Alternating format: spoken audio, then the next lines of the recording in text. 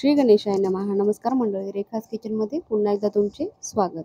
तर आज आपण बनवणार आहोत सेम हॉटेलमध्ये मिळते तशी मसाला वांगी. त्यासाठी मी इथं गावरान अशी छोटी छोटी वांगी घेतलेली आहेत. ती आता आपण कट करून घेणार आहोत. वांगी आपल्याला 4 भागात कट करायचे आहे.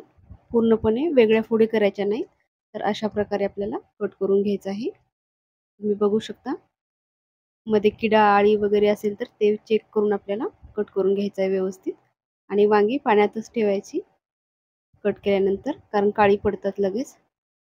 इथे मी कोथिंबीर, शेंगदाणे, सुकं खोबरं, लसूण आणि हिरवी मिरची घेतलेली आहे मसाला बनवण्यासाठी. आणि 2 कांदे असे लांब आकारात कट करून घेतलेले आहेत. आता आपण सुरुवातीला कढईमध्ये कांदा फ्राय करून घेऊयात. लसूण टाकलेला आहे. थोडंसं तेल टाकून आपण कांदा ब्राऊन होईपर्यंत फ्राय करून घ्यायचा आहे.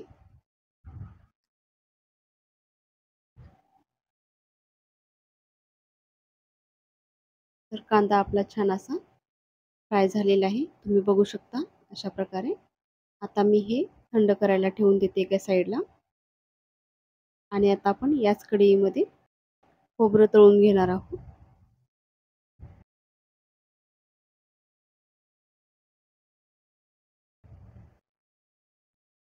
खोबरं पण आपल्याला ब्राऊन होईपर्यंत तळून घ्यायचं आहे चांगलं.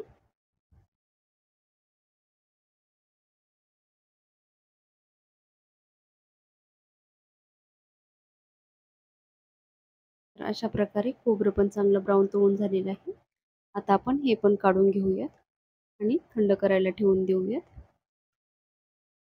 आता आपण याच कढईमध्ये शेंगदाणे घेऊया.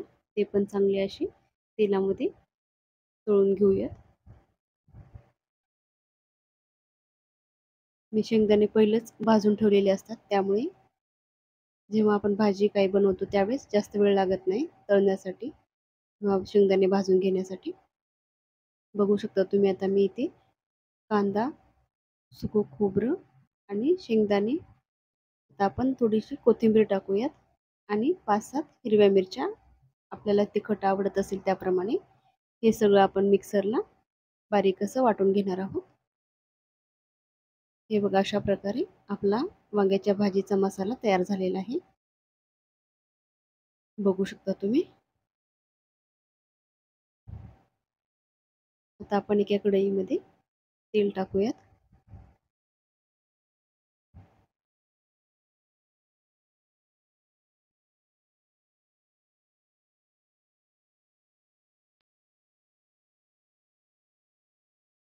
कढईत आपण आता सगळ्यात अगोदर जी आपण कट करून घेतलेली वांगी आहे ती तेलामध्ये अशी वाफेवर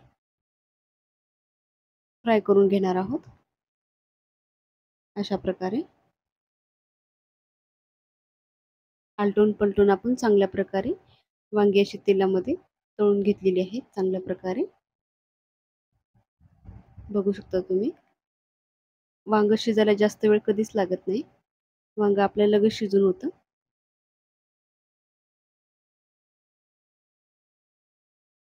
तर अशी मस्तपैकी आपली वांगी अशी तेलामध्ये तळून झालेली आहे. आता आपण त्याच कढईमध्ये तेल टाकूयात आणि जिरा मोहरी टाकून घेऊयात. आणि आपण जो खोबरं, कांदा आणि शेंगदाणे याचा जो मसाला वाटलेला आहे ते टाकून घेणार आहोत कढईमध्ये.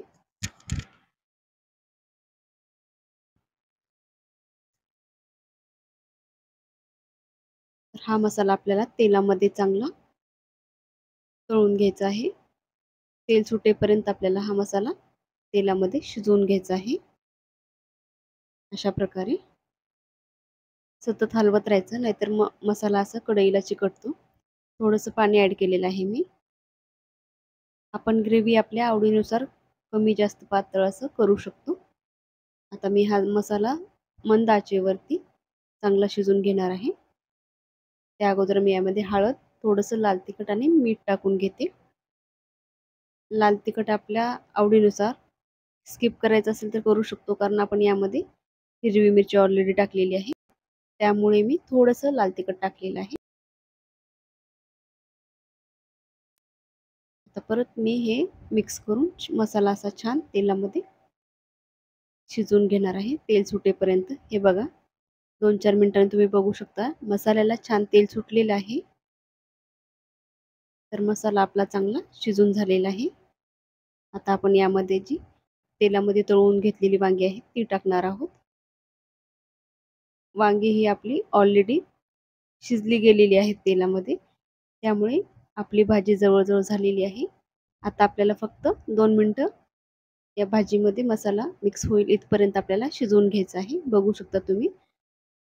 आता भाजीला तेल सुटलेलं आहे, तर आपली मस्त अशी ही मसाला वांगी तयार झालेली आहेत. सेम हॉटेलसारखी. तुम्ही पण अशा पद्धतीने नक्की ट्राय करा. एकदम दिसायला पण अप्रतिम आणि खायला पण तेवढीच टेस्टी आपली भाजी झालेली आहे.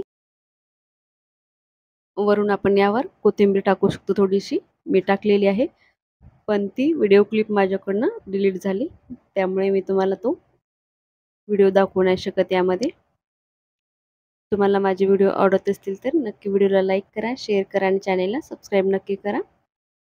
अशाच सोप्या-सोप्याने छान-छान रेसिपीज पाहण्यासाठी. चला तर मग भेटूयात पुढच्या अशाच एका नवीन आणि सोप्या-सोप्या रेसिपीसोबत. तोपर्यंत धन्यवाद. श्री स्वामी समर्थ.